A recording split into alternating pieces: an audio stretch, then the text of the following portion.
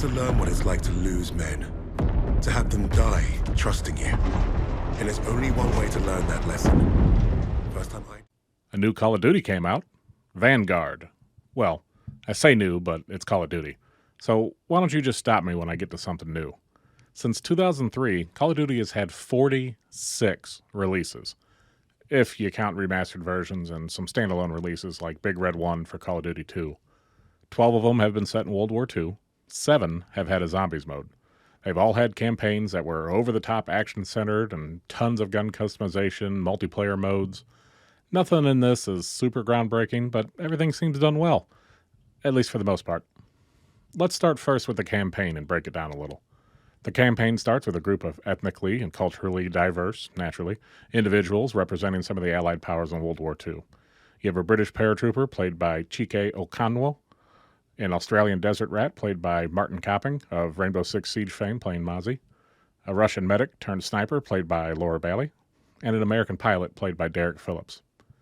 You start together on the first Special Forces mission, new team, new era, first to ever do it kind of story that we've all seen before. And the narrative takes you back through time with characters while they take turns being interrogated by Dominic Monaghan's Nazi interrogator. The standouts of the list are Laura Bailey and the Australian Martin Copping. They both do a phenomenal job on the voice acting and really brought their characters to life.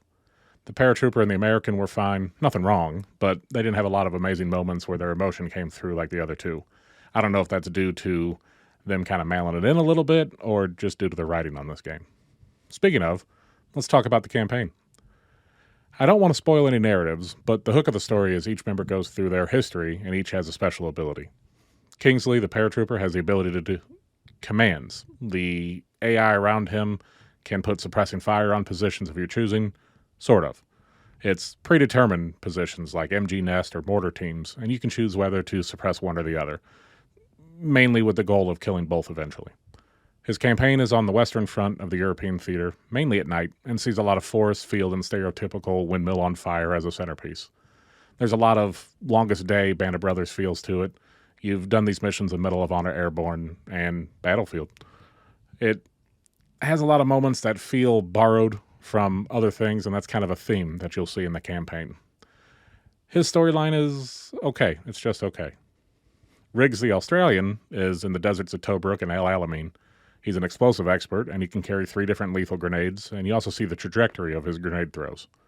His missions all focus on moving through positions that need to be cleared with explosives.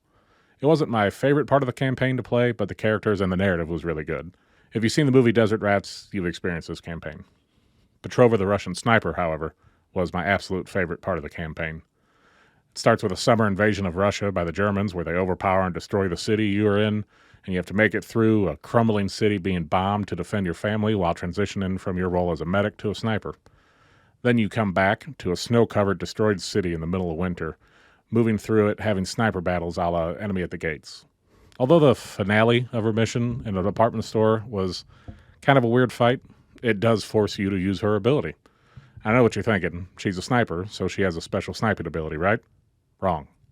She can move quickly while crouching under obstacles and through vents. And she can also scale exposed bricks that are conveniently marked in predetermined spots with a yellow tarp. I'm a huge Critical Role fan, so maybe I'm partial to Laura Bailey, but I think she absolutely killed it, and this was my favorite part of the whole campaign. The last character, Wade, the U.S. pilot, fights his campaign in the Pacific Theater after being down behind enemy lines. His ability allows him to effectively aimbot wall hack. His focus slows down time and auto-locks onto the heads of enemies, making him a room-clearing machine. I liked his campaign because it introduced the tunnels and jungles that made me reminisce of World at War, and it also varied a lot from the other 3 European-based campaigns. His character and the Australian kind of fight for that machismo, over-the-top, loud, obnoxious character, which is normally attributed to the Americans, and it just felt kind of samey. Technical aspect-wise, though, let's start with graphics. It's great.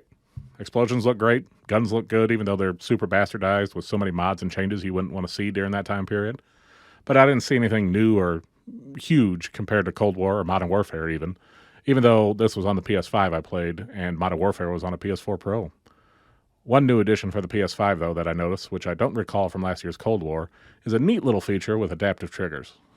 Yeah, last year they had the weight to the trigger, but this year I ran into a little feature when using the revolver specifically that allows me to slowly depress and lock the hammer back on the revolver with that trigger. Does it serve a purpose? No. Is it neat? Yeah, sure is.